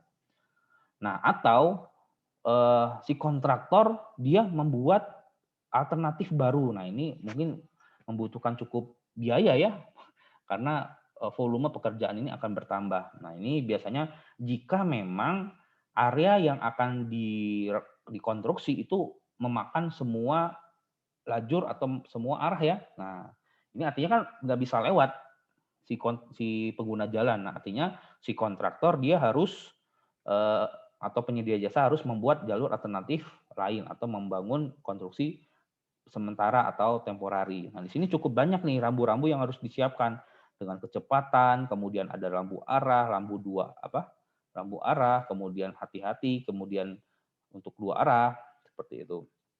Atau ketika dia hanya menggunakan setengah jalur ya,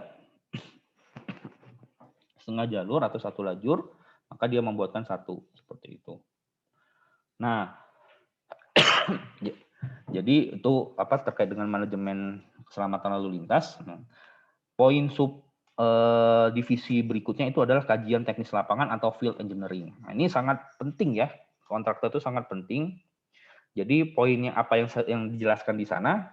Yang pertama adalah kajian teknis lapangan adalah suatu kegiatan untuk mencari kesesuaian antara rancangan asli yang ditunjukkan dalam gambar dengan kebutuhan aktual lapangan. Nah, diklarifikasi kan, artinya si kontraktor atau konsultan atau penyedia jasa harus mengklarifikasi gambar rencana dengan kondisi aktual di lapangan. Misalkan ada yang kurang, itu akan ditambah, atau tidak sesuai, itu disesuaikan. Nah, kegiatan ini terdiri dari survei lapangan dan analisis data lapangan. Artinya, jika ada perbedaan, maka dilakukan analisis ulang ya. Kemudian, penyedia jasa harus menyediakan personil ahli teknik ya, untuk memperlancar pelaksanaan pekerjaan sehingga diperoleh mutu dan kinerja serta dimensi yang disyaratkan atau sudah ditentukan. Jadi tenaga ahli bukan hanya konsultan perencana dan konsultan pengawas, tapi kontraktor juga harus ada tenaga ahli.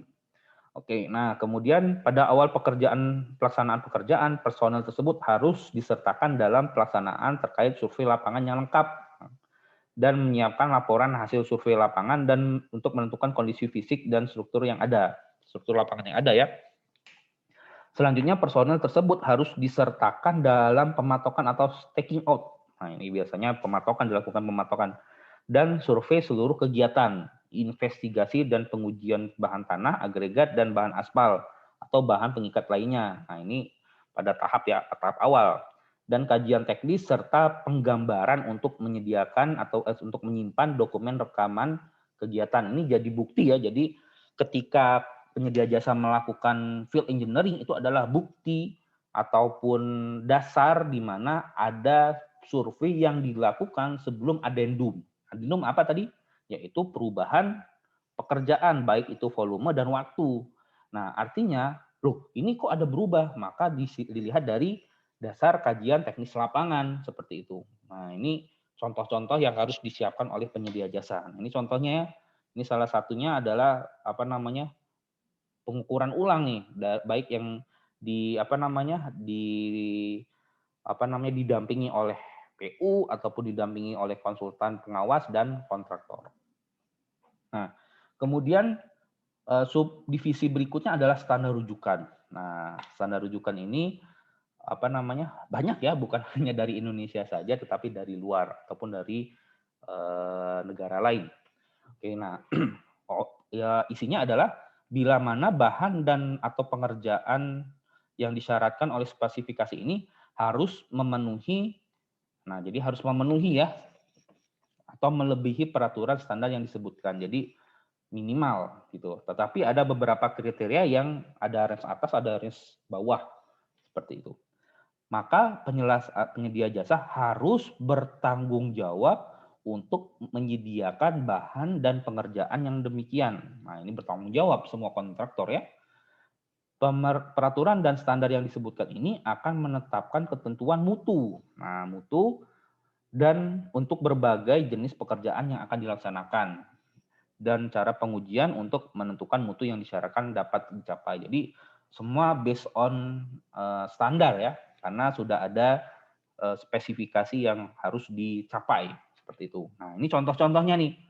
Ada SNI, ada ASTO, ada ACI ya. ACI biasanya untuk jembatan ya, beton, baja, AISC, punya Amerika, ANSI, ASTM, AWS, BS, CRSI, DIN, EAN, dan yang lain-lain. Nah, ini standar-standar yang direkomendasikan dalam spesifikasi IMO Bina Marga 2018.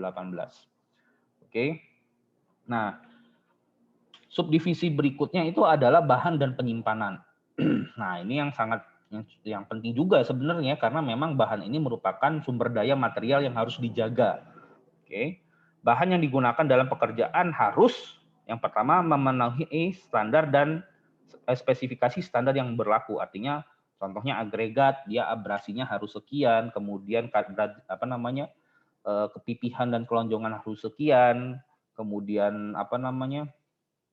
berat jenisnya harus sekian, aspal juga sama, penetrasinya, titik lembek, daktilitas, dan semuanya, bahkan semen juga itu harus sesuai dengan spesifikasi atau standar yang berlaku. Nah, kemudian memenuhi ukuran pembuatan, jenis, dan mutu yang disyaratkan. Nah, ini harus sesuai ya untuk dalam gambar dan seksi lain dari spesifikasi ini, atau sebagian secara khusus disetujui tertulis oleh pengawas pekerjaan. Nah, ini harus sesuai ya. Semua produk pabrikan harus baru. Nah, tidak ada yang second. Ini biasanya kalau beli Pertamina atau beli Shell itu biasanya langsung. Oke, contohnya ini dari instalasi aspal, batching plan, kemudian stone crusher ya, kemudian stockpile. Nah, ini harus sesuai dengan syarat ataupun spesifikasi yang berlaku dan harus baru ya, gitu. Kalau biasanya kalau second itu RAP, reclaim aspal pavement, kemudian dimodifikasi, dikasih bahan peremaja sehingga masuk dalam spesifikasi. Nah, item berikut item subdivisi berikutnya adalah jadwal pekerjaan. Nah, ini biasanya ke manajemen proyek ya. Jadi proses pekerjaan selama masa waktu yang sudah direncanakan, baik itu fungsi dari item pekerjaan dan waktu, volume pekerjaan dan waktu. Oke. Nah, kemudian jadwal pelaksanaan diperlukan untuk merencanakan atau perencanaan. Nah, ini direncanakan ada. Jadi ada kurva S rencana, pelaksanaan dan pemantauan yang sebagaimana mestinya atas pekerjaan. Jadi akan terlihat bagaimana proses progres dari setiap minggunya.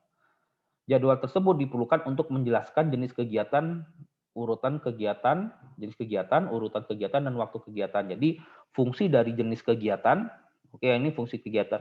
Kemudian urutan pekerjaan, ini item-item urutan pekerjaan yang mana yang harus dilakukan, bisa paralel atau yang mana didulukan. Kemudian waktu pekerjaan. Nah, ini fungsi dari item dan volume dan waktu. Nah, ini kurva S ini biasa ke manajemen proyek. Seperti itu untuk menjaga atau mengatur bagaimana kualitas dan kuantitas pekerjaan itu sesuai dengan rencana. Seperti itu. Nah, kemudian item divisi berikutnya adalah prosedur perintah perubahan. Nah, ini addendum nih. Jadi permasalahan ini salah satu solusi jika ada perubahan. Oke. Nah, kemudian perubahan-perubahan atas pekerjaan dapat terjadi. Betul ya, memang banyak masalah, beberapa ada masalah ya, karena terdapat perbedaan signifikan antara kondisi lokasi pekerjaan pada saat pelaksanaan dengan gambar dan spesifikasi yang ditentukan dalam kontrak. Nah, ini yang hasil dari dokumen lelang konsultan perencana. Maka pengawas pekerjaan bersama penyedia jasa dapat melakukan perubahan kontrak sebagaimana disebutkan dalam syarat-syarat kontrak. Nah, jadi jika ada perubahan-perubahan yang kita cerita tadi, ketika sudah ada file engineering, kunjungan klarifikasi di lapangan, wah ternyata ada banyak perubahan, Pak. Jadi harus ada perubahan kontrak. Oke, nah perintah perubahan dan addendum kontrak harus memenuhi ketentuan berikut. Nah, yang pertama adalah perintah perubahan. Jadi pengajuan ya, perintah ditulis yang dibuat oleh pengguna jasa atau kontraktor, kemudian dilanjutkan dengan negosiasi teknis. Nah, jadi karena dananya itu biasanya dana terbatas ya. Jadi dinegosiasi yang mana yang bisa diminimalkan, yang mana yang bisa dikurangi seperti itu. Dan harga, teknis dan harga ya.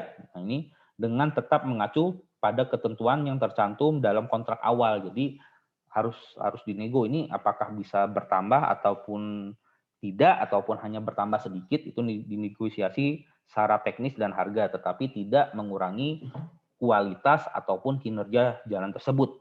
Nah, hasil negosiasi tersebut dituangkan dalam berita acara sebagai dasar penyusunan adendum kontrak. Nah, jadi sebelum dilakukan adendum kontrak, maka penyedia jasa itu harus melaporkan dan melakukan negosiasi, karena memang nilai kontraknya itu tidak, beberapa pekerjaan itu tidak begitu besar. Ketika ada adendum, maka owner itu harus mengakali ataupun menganalisis apakah diterima atau tidak, seperti itu. Nah, dilakukan negosiasi, kemudian kalau misalnya sudah oke, disetujui dari berbagai pihak, maka dilakukan pembuatan berita acara. Nah, kemudian dari berita acara itu sebagai dasar penyusunan adendum kontrak. Kemudian ada adendum. Nah, adendum ini perjanjian tertulis antara pengguna jasa dan penyedia jasa, ini kontraktor, yang memuat perubahan-perubahan dalam pekerjaan atau dokumen kontrak yang mengakibatkan perubahan dalam struktur harga satuan, mata pembayaran, atau perubahan yang diperkirakan dengan harga kontrak dan telah dinegosiasi. Yang tadi ya, jadi ada perubahan, kemudian negosiasi, dan disepakati terlebih dahulu dalam perintah perubahan yang tadi ya, dalam berita acara perintah perubahan. Adendum juga harus dibuat pada penutup kontrak dan semua perubahan kontraktual atau teknis penting lainnya tanpa memandang apakah terjadi variasi struktur harga satuan atau harga kontrak. Nah, ini sangat signifikan ya, karena terkait dengan teknis dan harga, seperti itu. Nah, ini contohnya. Ini ada beberapa contoh terkait dengan permohonan adendum kontrak. Nah, permohonan adendum kontrak, kemudian sehubungan dengan surat perjanjian bla bla bla bla, dasarnya berhubungan dengan kondisi bahu jalan di lapangan pada bagian tertentu elevasinya lebih tinggi. Nah, dari elevasi jalan, maka untuk menjaga air limpasan agar tidak mengalir ke jalan, kami mengajukan penambahan volume pekerjaan galian bahu jalan. Nah, ini dasar teknis. Kemudian apalagi permohonan pengurangan pekerjaan tembok penahan dinding tanah atau DPT ya, atau TPT. Dengan panjang 10 meter, tebal 1 meter, SEA 0 dikarenakan badan jalan existing kondisi cukup baik setelah kami lakukan pengurukan secukupnya. Jadi ada perubahan. Oke, kemudian permohonan penambahan pekerjaan AC/WC atau aslaston AC 4 cm sepanjang 20 meter dikarenakan kondisi perkerasan existing sudah rusak berat, terutama kondisi lapisan fondasi atas atau LPA masih cukup baik. Nah, ini jadi beberapa teknis yang ada di lapangan dan sudah diklarifikasi oleh kontraktor, maka kontraktor ataupun penyedia jasa boleh mengajukan perubahan atau adendum dari volume gitu. Nah, ini nanti apakah berdampak terhadap waktu atau tidak, ini dapat dilihat ya nanti, atau harus dianalisis dahulu. Kemudian ada permohonan peninjauan ulang terhadap perubahan kuantitas atau CCO. Nah, ini kontrak change order. Nah, biasanya ini ada tambah kurang ya. Jadi ada beberapa pekerjaan yang ditambah dan ada beberapa pekerjaan yang dikurang. Yang dirasa penyedia jasa itu tidak perlu, seperti itu. Nah, kemudian item subdivisi berikutnya adalah pemeliharaan jalan yang berdekatan. Nah, jadi ingat ya, kalau jalan yang contohnya ini di Cikampek nih, ada beberapa jalan yang berdekatan itu harus di manajemen dengan baik, dan bangunan pelengkapnya. Nah, poinnya adalah untuk memastikan bahwa selama pelaksanaan pekerjaan seluruh jalan dan jembatan yang ada, baik yang berdekatan maupun menuju lokasi pekerjaan yang dilewati oleh peralatan, nah, jadi yang dilewati sama kendaraan berat terutama ya, dan mesin milik penyedia jasa tetap terbuka untuk lalu lintas dan dipelihara dalam keadaan aman dan dapat digunakan. Nah, ini contohnya, ini harus misalnya jalan ini dilewati oleh mobilisasi gider, maka ini harus tetap dijaga. Bahkan beberapa kerusakan yang terjadi di jalan existing itu harus dipelihara. atau diperbaiki. Oke, dalam keadaan tertentu struktur yang ada mungkin memerlukan perkuatan. Nah, ini biasa di jembatan ya, dan jembatan sementara. Dan timbunan mungkin perlu dibuat selama masa pelaksanaan untuk memudahkan transportasi peralatan dan mesin milik penyedia jasa menuju dan dari lokasi pekerjaan. Nah, ini biasanya yang untuk alat berat. Jadi misalkan ada jalan yang hanya base-nya cuma sedikit, maka kontraktor harus melakukan overlay agar secara struktural jalan itu bisa dilewati kendaraan berat ataupun peralatan berat. Oke, nah kemudian rekaman pekerja. Nah, ini yang penting ya. Ini yang penting karena memang sebagai bukti untuk pembayaran ataupun pemeriksaan terutama dari BPK pada akhir pekerjaan. Nah, jadi selama pelaksanaan pekerjaan penyedia jasa harus menjaga rekaman atau data-data yang akurat dari semua perubahan yang terjadi dalam dokumen kontrak dalam satu set dokumen rekaman pekerjaan di satu set dan harus memindahkan informasi akhir tersebut dalam dokumen rekaman akhir. Oke, jadi semua harus terdokumentasi dengan baik dan diserahkan dalam waktu 14 hari sebelum serah terima pekerjaan pertama pekerjaan atau PHO. Nah, ini semua dokumen biasanya itu kan awalnya dokumen hard copy nih. Ini hard copy karena biasanya hard copy ini sangat sensitif terhadap kehilangan, kemudian siapa yang pegang, tersimpan di mana, terjadi kebakaran dan yang lain-lain, maka biasanya disimpan ke dalam teknologi hard disk atau flash disk ataupun memang dalam satu folder file gitu. Nah, kemudian sebenarnya tujuannya untuk apa ya? Nah, dalam spesifikasi umum 2018 ini tujuan pembuatan dokumen pekerjaan ini adalah menyiapkan informasi nyata. Jadi benar-benar bukti ya, sebagai bukti menyangkut semua aspek pekerjaan baik dari awal, dari dokumen-dokumen awal sampai pelaksanaan jika ada perubahan dan yang lain-lain, baik yang tertanam maupun yang tidak terlihat, untuk memungkinkan memodifikasi rancangan, jadi terutama ke as-built drawing dan shop drawing ya, terutama di gambar teknik ataupun laporan desain. Memodifikasi rancangan di kemudian hari dapat dilaksanakan tanpa pengukuran ulang yang lama dan mahal, tanpa investigasi dan pemeriksaan ulang. Nah, ini jadi tujuan lainnya adalah jika ada terjadi pergeseran, contohnya di jembatan Cisomang ya, Cisomang itu ada pergeseran. Nah, maka sebagai dokumen yang harus dipelajari di awal itu adalah dokumen sekunder. As-built drawing-nya seperti apa, dalam pondasinya seperti apa, dimensi pondasinya berapa lebarnya. Nah, dokumen-dokumen itu yang harus dipelajari dahulu sebelum dilakukan survei primer di lapangan. Nah, ini harus, makanya dokumen rekaman pekerjaan ini sangat penting ya, sangat penting terkait dengan nanti pemeliharaan ataupun ada modifikasi di 20 sampai 50 tahun ke depan seperti itu. Nah, apa saja isinya? Nah, yang pertama adalah syarat-syarat kontrak. Nah, ini biasanya di awal ya. Gambar dan kontrak, gambar pelaksana, ini as-built drawing. Ini gambar dalam kontrak, ini gambar rencana dan as-built drawing. Jadi terlihat perbedaannya. Shop drawing juga ya, shop drawing dan as-built drawing. Maaf, ini shop drawing dan as-built drawing. Kemudian spesifikasi, tadi ya, spesifikasi, addendum jika ada, misalkan ada perubahan, rencana mutu kontrak dan laporannya, kemudian rencana relokasi dan pelaporan. Nah, ini bila ada ya. Kemudian rencana kerja pengolahan dan pemantauan lingkungan dan laporannya, rencana manajemen kesehatan, lalu lintas, laporan harian, mingguan, dan bulanan, sampai dokumentasi pelaksanaan. Nah, jadi setiap pelaksanaan itu harus didokumentasi karena itu bukti melakukan kegiatan.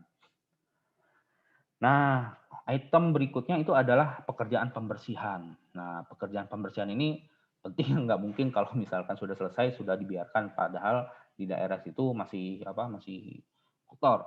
Jadi penjelasan dalam spesifikasi umum Bina Marga 2018, selama masa pelaksanaan pekerjaan penyedia jasa harus memelihara pekerjaan yang bebas dari akumulasi sisa bahan bangunan, artinya nggak ada kotoran, nggak ada sampah yang diakibatkan oleh kegiatan pelaksanaan. Artinya harus ada pembersihan akhir ya. Pada saat selesainya pekerjaan, semua sisa bahan bangunan dan bahan-bahan tidak terpakai, sampah, perlengkapan, peralatan, mesin harus disingkirkan. Nah, ini singkirkan ini. Seluruh permukaan terekspos harus dibersihkan dan lokasi kegiatan ditinggal dalam keadaan atau kondisi layak. Nah, ini contohnya ketika jalan ini sudah selesai dibangun, maka kontraktor atau penyedia jasa harus melihat atau mengecek kembali apakah ada sampah ataupun perlengkapan yang tersisa ya. Seperti itu, ini harus di-clear-kan kembali. Nah, kemudian item berikutnya adalah pengamanan lingkungan hidup. Nah, ini sangat juga penting juga ya, karena terkait dengan dampak ke masyarakat sekitar seperti itu. Nah, apa saja penjelasannya? Yaitu mencakup ketentuan-ketentuan penanganan dampak lingkungan dan tindakan yang diperlukan untuk melaksanakan setiap pekerjaan konstruksi yang diperlukan dalam kontrak. Nah, jadi dampak lingkungannya. Nah, penyedia jasa harus mengambil semua langkah yang layak, artinya penanganan ya, dan untuk melindungi lingkungan dengan melaksanakan mitigasi kerusakan dan gangguan terhadap manusia. Jadi misalnya apakah jalan tersebut akan berdampak kepada kegiatan aktivitas di sekitarnya dan harta milik sebagai akibat dari polusi, kebisingan, dan sebab-sebab lain dari kegiatan. Nah, ini contohnya nih. Jadi ada pembangunan jalan beton, kemudian ketika bikin jalan kan artinya ada galian dan dampak saluran drainase ataupun tanah-tanah yang ada di pinggir jalan tersebut. Nah, ini berdebu. Nah, berdebu ini akan berdampak kepada masyarakat dan pengguna jalan lainnya. Nah, ini si kontraktor harus bisa mengantisipasi agar tidak ada dampak lingkungan yang merugikan masyarakat sekitar. Seperti itu ya. Nah, kemudian di pengamanan lingkungan hidup juga dijelaskan sebelum pelaksanaan kontrak dimulai. Nah, ini jika ada kegiatan tidak termasuk dalam kategori wajib dilengkapi dengan AMDAL. Nah, ini AMDAL untuk proyek-proyek yang besar ya, atau proyek yang kecil juga harus ada AMDAL sebenarnya. Analisa mengenai dampak lingkungan hidup atau UKL-UPL, upaya pengelolaan lingkungan hidup dan upaya pemantauan lingkungan hidup, atau DELH, dokumen evaluasi lingkungan hidup, atau DPLH, dokumen pengelolaan lingkungan hidup, maka, jadi artinya jika dalam dokumen konsultan perencana tidak ada AMDAL, maka wakil pengguna jasa atau kontraktor menyampaikan secara tertulis kepada penyedia jasa, kepada owner, untuk berkewajiban melakukan pengelolaan lingkungan hidup sesuai dengan ketentuan spesifikasi ini. Jadi harus ada ya, karena memang akan berdampak terhadap lingkungan semua konstruksi, dan berkewajiban memenuhi ketentuan sebagaimana diatur dalam peraturan perundang-undangan lingkungan hidup di bidang jalan, peraturan daerah setempat, dan peraturan perundangan terkait lainnya, serta berdasarkan persetujuan instansi lingkungan hidup yang terkait.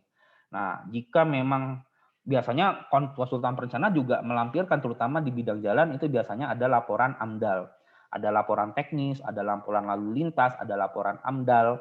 Nah, biasanya konsultan perencana itu ada laporannya seperti itu. Nah, kemudian jika memang konsultan perencana tidak melampirkan analisa dampak lingkungan, maka kontraktor melaporkan balik, Pak, ini kami ingin membangun jalan, konstruksi jalan, kenapa tidak ada laporan AMDAL-nya, sehingga nanti dievaluasi oleh owner ataupun penyedia jasa, apakah dilakukan evaluasi tambahan ataukah kontraktor yang mengerjakan. Nah, ini biasanya tergantung negosiasi seperti itu.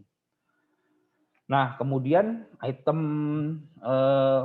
subdivisi yang kedua, yang berikutnya adalah keselamatan dan kesehatan kerja atau K3. Oke. Nah, jadi apa saja item-item yang dibahas? Jadi yang pertama mencakup ketentuan-ketentuan penanganan keselamatan kerja. Nah, ini jadi termasuk jiwa ya, keselamatan kerja dan kesehatan kerja. Ini K3. Konstruksi, jadi pada saat konstruksi kepada setiap orang yang berada di tempat kerja. Jadi ada operator, ada tukang, ada kepala tukang, ada tim teknis. Jadi yang berada di tempat kerja yang berhubungan dengan pemindahan bahan baku. Nah, artinya ketika ada mobilisasi, penggunaan peralatan kerja konstruksi. Nah, ini biasanya ke peralatan alat berat ya. Kemudian konstruksi yang cukup besar, misalnya untuk jembatan, proses produksi, dan lingkungan sekitar tempat kerja. Jadi semua kegiatan yang dilakukan pada proyek itu akan dikaitkan semua ya, dikaitkan atau diwajibkan mengikuti penanganan K3. Tuh. Nah, penanganan ketiga mencakup penyediaan sarana pencegahan kecelakaan kerja. Nah, contohnya misalkan atau tertimpa itu menggunakan helm, misalkan sepatu meninjak ada barang yang cukup berbahaya maka pakai safety shoes, kemudian pakai masker kalau misalnya berdebu, dan perlindungan kesehatan. Jadi untuk kesehatan kerja ya, konstruksi maupun penyediaan personil yang kompeten. Nah, dan organisasi pengendalian K3 konstruksi sesuai dengan tingkat risiko yang diterapkan atau ditetapkan oleh pengawas pekerjaan. Jadi biasanya K3 itu di dalam satu proyek itu ada divisi tersendiri ya, ada sub bidang tersendiri yang mengelola K3 dalam proyek itu. Nah, ini contohnya nih. Jadi utamakan keselamatan, ini biasa yang papan ya, biasanya ada papan ataupun papan yang ditaruh di base camp ataupun di resikit. Gunakan alat-alat keselamatan yang sesuai. Ini ada helm ya, kemudian ada safety shoes, ada sarung tangan biasanya yang misalkan bekerja kasar ya. Kemudian ada masker. Nah, kemudian biasanya untuk K3 itu dilambangkan dengan logo K3 seperti ini. Kemudian ada rambu-rambu dan rambu pekerjaan proyek. Ini artinya si K3 itu harus menganalisis atau mengevaluasi tempat-tempat ataupun lokasi yang beresiko. Nah, contohnya ini harus hati-hati nih, harus bangunan tinggi ataupun ada longsor. Nah, ini harus ada tambahan dari K3. Nah, ini contohnya ya. Jadi contohnya memang di sini skala proyeknya berbeda. Memang skala proyek berbeda. Ini kalau yang bagian ini ada pertanyaan apa yang dapat Anda jelaskan dari perbedaan kedua gambar ini. Ini cukup berbeda ya. Jadi yang pertama dari skala proyek yang pertama itu proyek yang mungkin punya nilai yang kecil ya, artinya dia membutuhkan tenaga pekerja yang yang cukup. Kalau yang di bagian bawah ini punyanya waskita ya, ini terlihat dari bajunya. Oke, baju waskita ini cukup profesional karena dari fisik itu terlihat dia menggunakan helm, kemudian ada baju kontraktornya, kemudian menggunakan safety shoes. Nah, ini sudah cukup baik untuk dari sisi K3-nya, tetapi proyek yang di atas ini kurang baik ya, karena memang terlihat tidak semua, bukan semua dan beberapa tidak semua menggunakan safety atau mengikuti bidang K3 mengikuti K3. Nah, contohnya ini menggunakan safety shoes semua ya, kecuali si akang-akang ini ya, si bapak ini gitu. Udah menggunakan sendal, kemudian nggak pakai rompi dan helm. Nah, ini dari kontraktor ini menjadi salah satu ataupun penyedia jasa menjadi salah satu penilaian parameter dari sisi K3-nya seperti itu. Nah, kemudian poin berikutnya adalah di divisi umum itu adalah pengujian tanah. Nah, pengujian tanah ini termasuk di divisi pertama karena memang ini adalah pekerjaan persiapan sebelum pelaksanaan dimulai. Jadi dilakukan penyelidikan tanah. Nah, poinnya adalah yang dijelaskan pekerjaan ini terdiri dari pengujian pengeboran untuk penyelidikan tanah di lapangan untuk setiap fondasi struktur yang akan dibutuhkan. Nah, ini misalnya ada jalan kemudian dibor untuk mengetahui atau menyelidiki tanah yang ada di lokasi. Bila mana pengujian diperlukan penyedia jasa, harus melakukan beberapa pengujian bor pada setiap sisi jembatan. Ini biasanya untuk pier ya, untuk memberikan profil lapisan tanah yang benar-benar tepat, dan sebaliknya diperintahkan lain oleh pengawas pekerjaan, oleh konsultan pengawas ya. Lokasi pengujian harus disepakati oleh pengawas pekerjaan, tetapi umumnya akan berada pada posisi yang diusulkan untuk apapun pier. Nah, ini lokasinya. Bila mana batu nampak pada permukaan, maka pengawas tidak memerlukan pengeboran bor tersebut lagi, artinya sudah mencapai tanah keras, artinya tidak perlu dilakukan. Nah, ini biasanya sudah dilakukan oleh konsultan perencana, dan diklarifikasi lagi oleh kontraktor pelaksana ataupun penyedia kontraktor pelaksana ya. Oke. Nah, yang terakhir yang terakhir adalah penjaminan mutu. Nah, penjaminan mutu ini adalah hal terakhir dalam divisi umum yang harus benar-benar disiapkan oleh penyedia jasa. Oke, jadi penyedia jasa kontraktor harus benar-benar menjaga mutu, sehingga harus di manajemen harus diatur. Gitu. Nah, apa saja poin-poinnya?